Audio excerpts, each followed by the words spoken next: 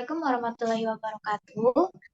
Yang terhormat Ibu Dr. Dewi Nusraningrum MSI selaku dosen pengampu mata kuliah pengambilan keputusan manajerial serta teman-teman yang saya banggakan. Kami dari kelompok 9 akan mempresentasikan tugas besar 2 mata kuliah pengambilan keputusan manajerial yang membahas terkait dengan teori antrian tunggal dan berganda.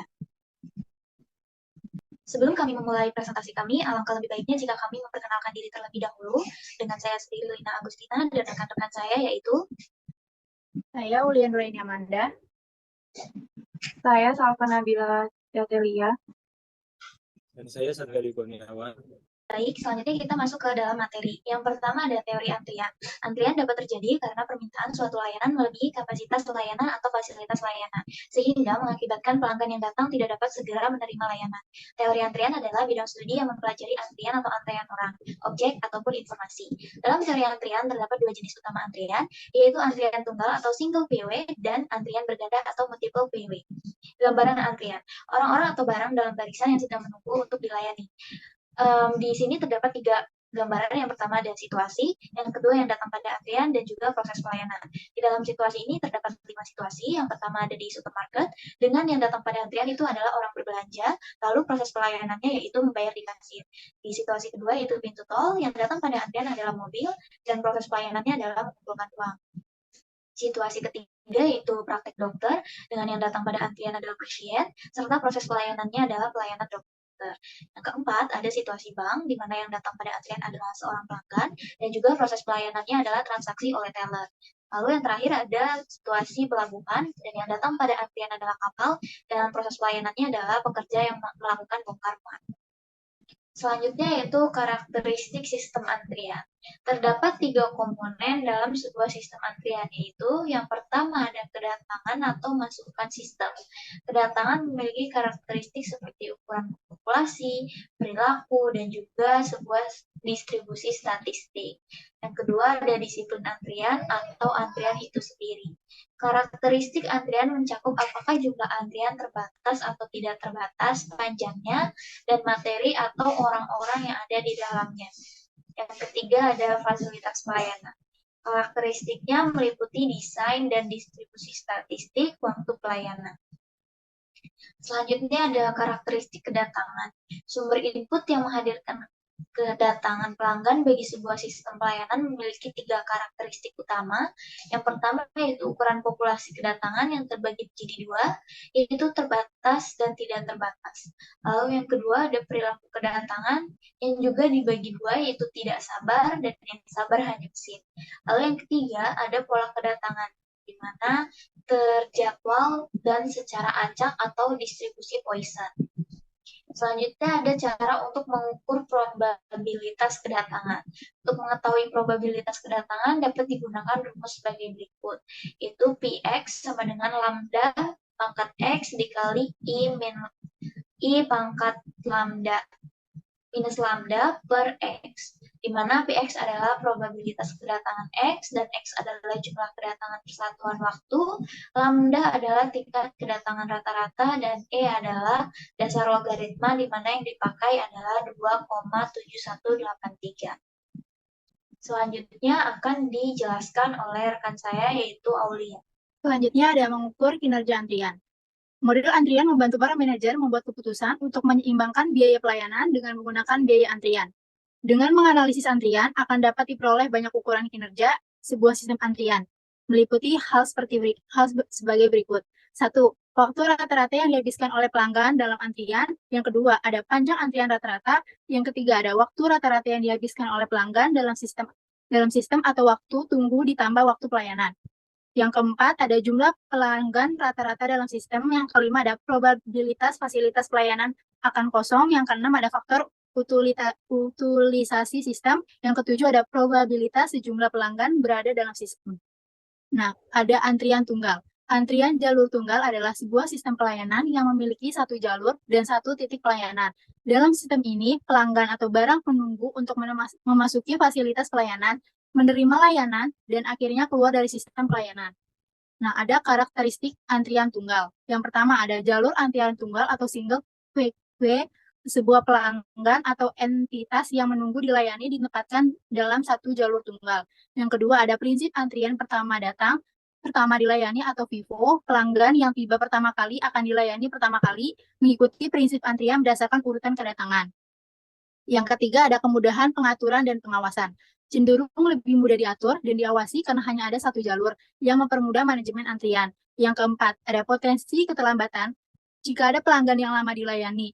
Jika ada pelanggan yang memerlukan waktu layanan lebih lama, itu dapat menyebabkan penundaan bagi pelanggan lainnya di belakangnya. Selanjutnya akan dijelaskan oleh Salva. Selanjutnya ada antrian berganda. Dalam model antrian jalur berganda sering dijumpai 2 atau lebih jalur atau stasiun pelayanan yang tersedia untuk menangani pelanggan yang datang. Antrian jalur berganda ada 2, yaitu sistem antrian jalur berganda satu tahap dan sistem antrian jalur berganda dengan tahapan berganda.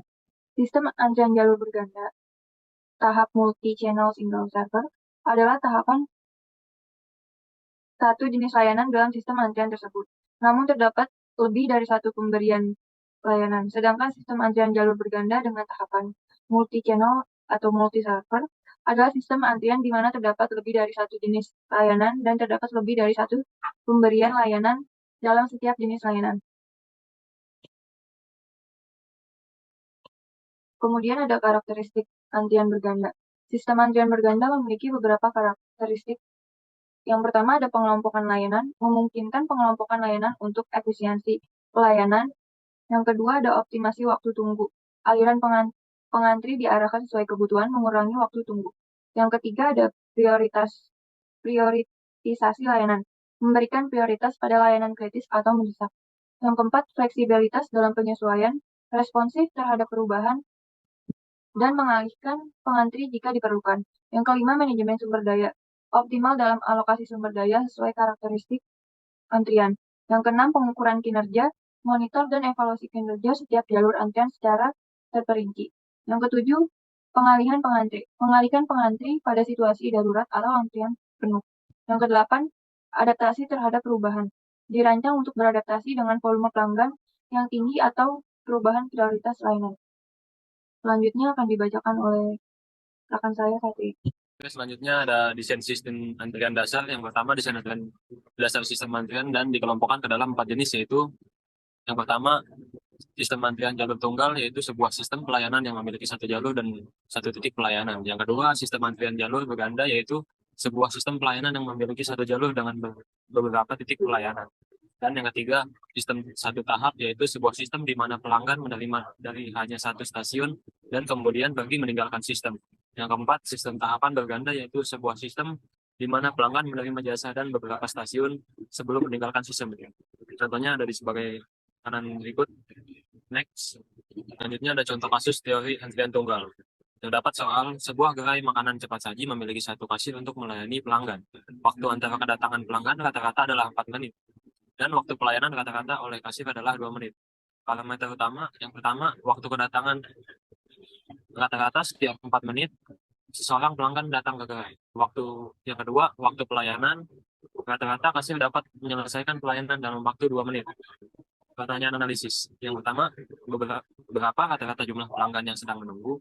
Pertanyaan kedua, berapa lama rata-rata pelanggan harus menunggu sebelum dilayani? Jawabannya ada di rata-rata jumlah pelanggan yang menunggu memiliki hasil perhitungan LQ sama dengan 0,33 pelanggan.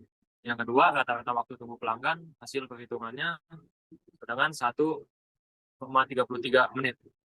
Selanjutnya, contoh kasus teori antrian berganda. Soal sebuah pusat panggilan memiliki 4 operator yang melayani panggilan pelanggan.